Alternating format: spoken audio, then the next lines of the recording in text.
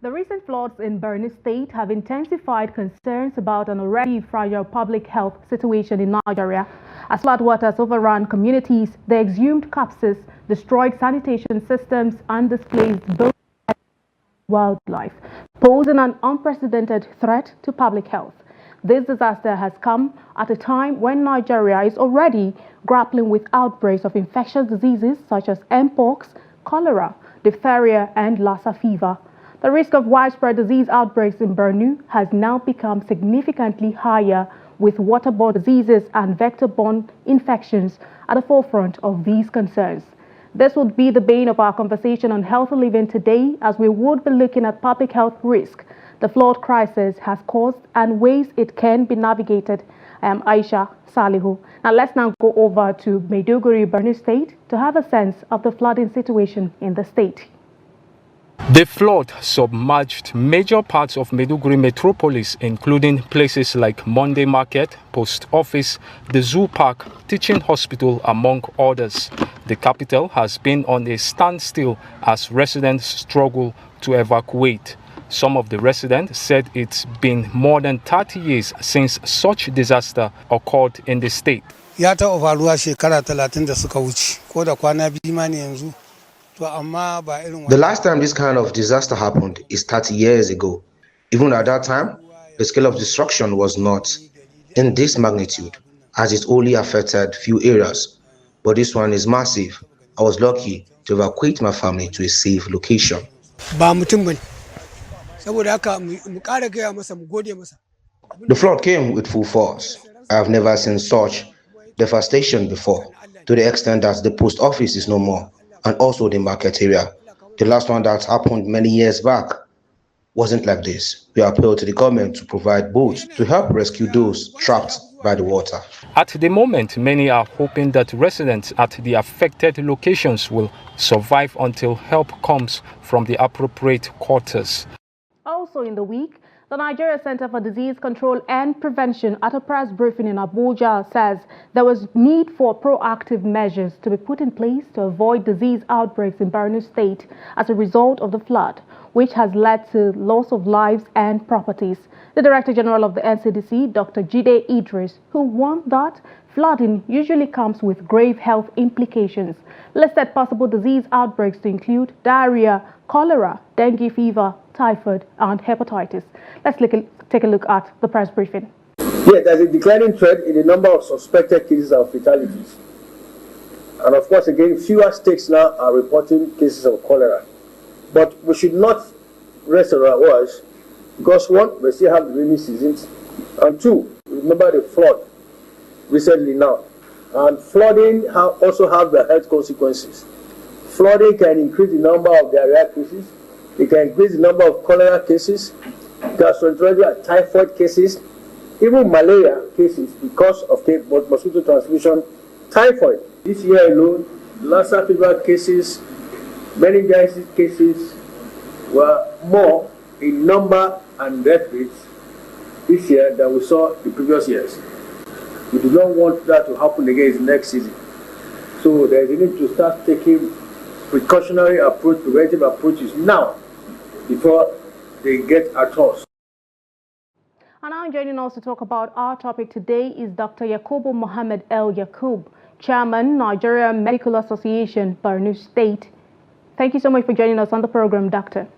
So much for having me. And now, as a background, I'd like to give you certain figures and reports. Floods are notorious for increasing the spread of infectious diseases, especially in countries with poor health infrastructure and inadequate sanitation. Globally, the World Health Organization estimates that 75% of major natural disasters like floods trigger outbreaks of waterborne diseases. Floodwaters often contaminate clean water sources with pathogens from sewage, animal waste, and decaying bodies, creating perfect conditions for disease transmission. And now to figures. In 2024, the country recorded 7,663 suspected cases of cholera across 35 states and the FCT in 280 local government areas. Also, 215 deaths have been recorded with a case fatality rate of 2.8%. The Nigeria Center for Disease Control and Prevention has recorded about 12,085 suspected cases of diphtheria infections as of September 11, 2024. The NCDC, however, said that out of the suspected cases, 7,784 were confirmed in 170 local government areas across 21 states. It said the death toll is 309 with a case fatality rate of 3.9% from Kano, Bauchi, Katsina, Borno, Yobe, Edo, Jigawa, FCT, and Nasarawa. Also, suspected Lassa fever cases in the country have risen to 7,973, with 982 confirmed cases. The cases were recorded across 127 local government areas in 28 states between January and August 25, 2024. And data has also shown that 168 deaths, including 17 probable, were recorded with a case fatality rate of 17.1%. Now, Doctor, my question to you. We're looking at a serious health challenge here. What would you say are the most significant health risks posed by the contamination of water sources in Borno due to flood waters mixing with corpses, sewage, and animal waste? Yeah, thank you very much. Now, just like you earlier reported, flooding is the commonest natural disaster. I'm sure you have seen very disturbing videos and images emanating from Maiduguri, Borno state capital, where a lot of areas were devastated by this ugly trend of flooding. Just like you said, this flooding as a natural disaster comes with a lot of health challenges. Most importantly, we're talking about mixture of sewage water with drinking water. This is a major concern, and of course, it's a very important health impact that cause a lot of issues moving forward. These are some of the things we look at the post-flooding situation in terms of public health impact. And as you can see, in Maiduguri, a lot of sewages have flooded. A lot of the graveyards, where it's the commonest one in Maiduguri, the largest one that has been there for over 7 to 8 decades, has been overflooded. And we have seen some exhumed parts in some parts of the metropolis flying around. So these are great health implications to ensure that we overcome or try to mitigate these impacts that are going to arise from these challenges. Okay, I'd like to hear from you. Given Nigeria's existing battles with mpox, diphtheria, Lassa fever, and cholera, what would you say are the specific concerns that Borno's flood adds to the already fragile public health situation in the country? Absolutely. Currently, we have outbreaks of monkeypox, Lassa, diphtheria, and so on. Now, cholera, as we know, it usually happens during the rainy season, and when you have flood or flooding conditions, it now exacerbates or increases the potential of having cholera outbreaks in these particular communities. For example, in places like Borno, we normally have cholera usually during the rainy season, and of course it is well controlled because of the rains that it's easy to manage. But when you have a situation like flooding, what we are most afraid of, as at the moment, is the issue of cholera. Because as at the moment, the Borno state government have tried so much to return all IDPs to their ancestral homes. That has actually been achieved in the past year or so. Unfortunately, these IDP camps have to be opened yesterday, at least to make them as emergency centers to host these people that have been displaced. When you go to these places in the interim, there are no good latrines. Of course, the Borno state government is trying to make sure that all these things are put in place, this infrastructure. People engage in open defecation. Some even defecate into the water, and then this actually becomes a breeding space for the cholera bacteria, what we call Vibrio cholerae, that actually causes cholera disease. And then this is what we are actually afraid of post-flooding period in Maiduguri. Now, with the current situation, you have stated that it poses a lot of health risks. What measures would you then say that can be taken immediately to provide safe drinking water and also improve sanitation in Borno to prevent an explosion of waterborne diseases like cholera and typhoid? Okay, and now Yesterday, immediately, of course, when this thing started the day before yesterday, people were grounded. Of course, all the partners, the government and non-governmental organizations, those that are involved in WASH, what we call the water and sanitation hygiene, WHO, UNICEF, IRC, and CO, and then the state government, and of course, federal government, we're talking about NEMA and SEMA, and of course, the Nigerian Medical Association and other sister associations came and then had a meeting, and then we're looking at modalities in which we can now meet. Challenges we have is people will be displaced, and indeed people were displaced from their homes, and of course they are abroad, and then things government needs to put in place, and of course has been doing years ago, is to provide shelter, because once people have clean, good sewage system where they of course defecate, to avoid mixture of drinking water and the defecants as it is, because these are sources of health concern. Apart from that, of course, is the issue of provision of potable drinking water, which of course, when people are hungry, they will resort to eating whatever they find across, and then when they are thirsty or they don't have good drinking water, they will resort to actually drinking these contaminated waters, and then that becomes a source of concern. So first things first, provision of shelter, good sewage system, food, and then of course good drinking water. After that, we'll talk about the infrastructure. Of course, some of these are major challenges. Some of the challenges we have is the issue of infrastructure. Major hospitals in Maiduguri have been overflooded. So we are now left with either primary health care, very few secondary health facilities where we can actually provide care.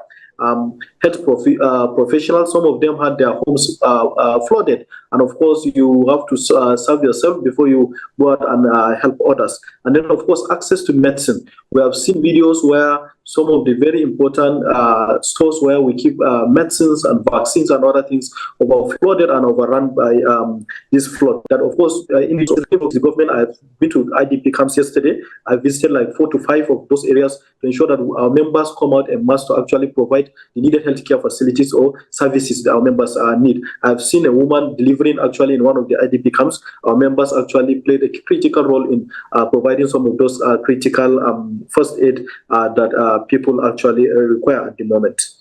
You have talked about provision of infrastructure, potable water drinking sources. But then I'd like for us to touch on vaccination. How should the government and health agencies approach vaccination efforts in flood-affected areas, particularly for diseases like diphtheria and cholera? I mean, earlier we rolled out the data for these diseases. Absolutely. Now, the challenges are, first things first. Right now, there are very remote areas or inaccessible areas as at the moment. I can tell you there are very few areas where people are still trapped. People are trying, the government is trying to, as much as possible, to evacuate these particular individuals to ground zero, where at least they will have good shelter. And then the issue of vaccines and vaccination, of course, is very important. These are very critical supplies of healthcare services that we know in terms of prevention, particularly of infectious diseases and things that can actually cause outbreaks. So government is trying, we are trying to see that all these things continue. These services need to continue, at least in those hospitals or healthcare facilities where they have not been overflooded. Or we are now trying to refer patients to Umaru Show Special Hospital, referring patients to Momashwa Specialist Hospital, and some of the other healthcare facilities where, of course, we can have adequate services, so that because healthcare provision is a continuum. Because you have flood, you can say you ground everything to ground zero and then you stop. We have mobilized healthcare workers to those areas that are actually available for services, and we have told the populace that when people need healthcare services, they should actually approach those particular areas, either from the town or from GRA side, whatever it is, just reach those places, because we have our members actually stationed to provide the necessary care that is actually needed. Indeed, healthcare provision is indeed paramount, although the healthcare facilities in some parts of Maiduguri has been affected. But then what steps should be taken to control the mosquito population and prevent a surge in malaria and dengue cases in flood-hit regions?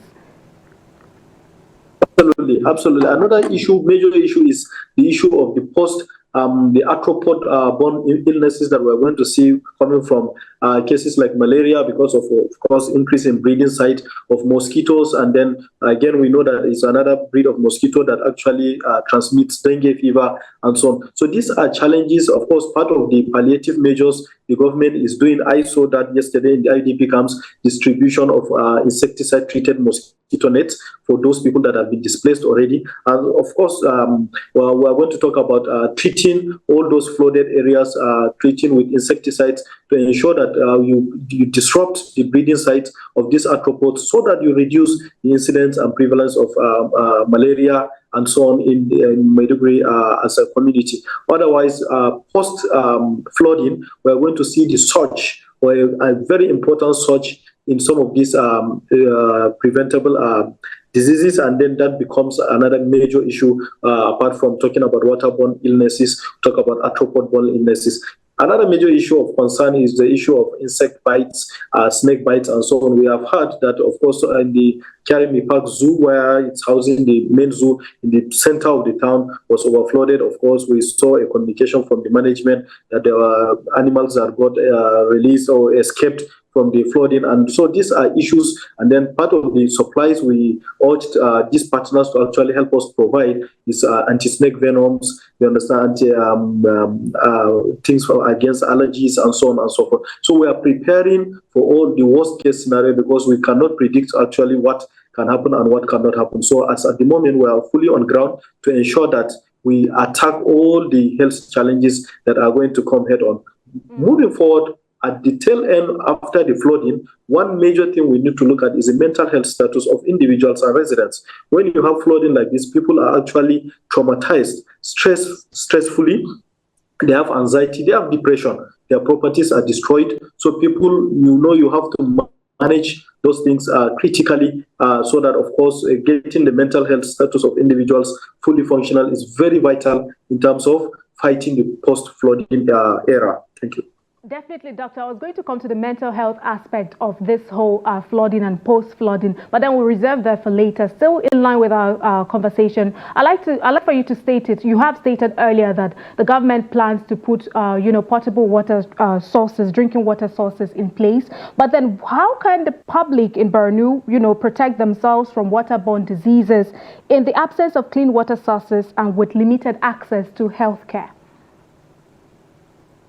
Yeah, we have been sending messages through the social media, and then, of course, through the conventional media. We have a handle, for example, in our association. We have been sending these messages since yesterday to our members. We want to print posters on infection prevention and control. Doctor, I know you have stated efforts of the agencies in the state to put out, public health education in preventing the spread of diseases post-flood and all of that. I know you also mentioned a boiling of water in the interim just to prevent people contracting cholera. I'd like to hear from you. With overcrowded shelters serving as temporary homes for, displaced people, what precautions can be taken to minimize the spread of respiratory diseases and skin infections? Again, another major challenge that we have is the issue of respiratory illnesses that can actually be spread amongst individuals, particularly in overcrowded IDP camps. Luckily, Borno had a lot of challenges in the years that just passed, and we have a lot of IDP camps. And now, because the government closed down those IDP camps, and then those camps were still around and available. So some of these camps, and then, of course, some of the secondary schools within the community were actually used. As of yesterday, when I went around, the camps were filled up. And then, of course, we are going to look at the challenges of overcrowding, because some of these infectious diseases and infectious agents can be actually transmitted because of the overcrowding. Talking about tuberculosis, we are talking about meningitis. So these are things we have noted with great concern, but we are hoping and praying that the waters will recede. And then, of course, once they are down, I'm sure the government is not planning to overstretch the period of stay of these individuals in these IDP camps. And as such, once people go back to their normal communities, at least we will not have the issue of overcrowding in those. So we are hoping and praying that they don't overstay in those IDP camps, so as to avoid the issues of overcrowding and then disease transmission within the IDP camps. We can't talk about the devastating effects of the flood without talking about the malnutrition challenges that may arise from all of this, especially in these IDP camps. What can you say in that regard? Absolutely. Again, another major challenge is the issue of malnutrition. Feeding is a problem. Yesterday, we have seen the government is trying. They have had the State Emergency Management Agency. They have, in those IDP camps. And then this cooking has actually helped. We saw them giving food for children, women, and the elderly. A lot of challenges in terms of malnutrition because there are people that have been trapped in some of these areas without access to good food or water since like 2 or 3 days ago. And this is quite challenging because we know malnutrition is one of the major risk factor of a lot of diseases that we see, either non-communicable or even the communicable disease. So malnutrition is a major issue, but of course we are going to ensure and then keep preaching to the government and volunteers and of course all other partners to ensure that the nutrition is factored into this particular scheme of response of the flooding incident, so that at least we'll have less incidents and prevalence of malnourished children or women in this particular regard. And now, Doctor, just before we let you go, let us bring it back to the mental health issue that we talked about earlier. What mental health services should be provided to flood victims, considering the psychological trauma of displacement and the threat of disease outbreaks? Just very briefly before we go. Absolutely. Earlier said one of the key issues is the issue of mental health. Most importantly, the post-flooding era, you have issues of increased stress because people lost their properties, people lost their loved ones. We have had incidents or issues of drowning in this particular flooding. We are going to see a lot of issues of anxiety, increased issues of depression because you lost a loved one, you lost property that you have put a lot of efforts to actually put there. People have lost their economic value. People have lost their marketing strategy, and then all those things will actually play a critical role in the destabilizing their mental statuses. Luckily, and thank God, in Borno State, in Maiduguri, we have a federal neuropsychiatry hospital where, of course, we have almost 100 or so medical doctors that I know that are members of our association, that we have already engaged the resident doctors and, of course, the Medical and Dental Consultants Association in the Federal Neuropsychiatry Hospital. We are going to come up with a strategic plan on the post-flooding era, so that we see that we educate our populace and then to give them support in terms of mental health treatment or advices that we can give moving forward.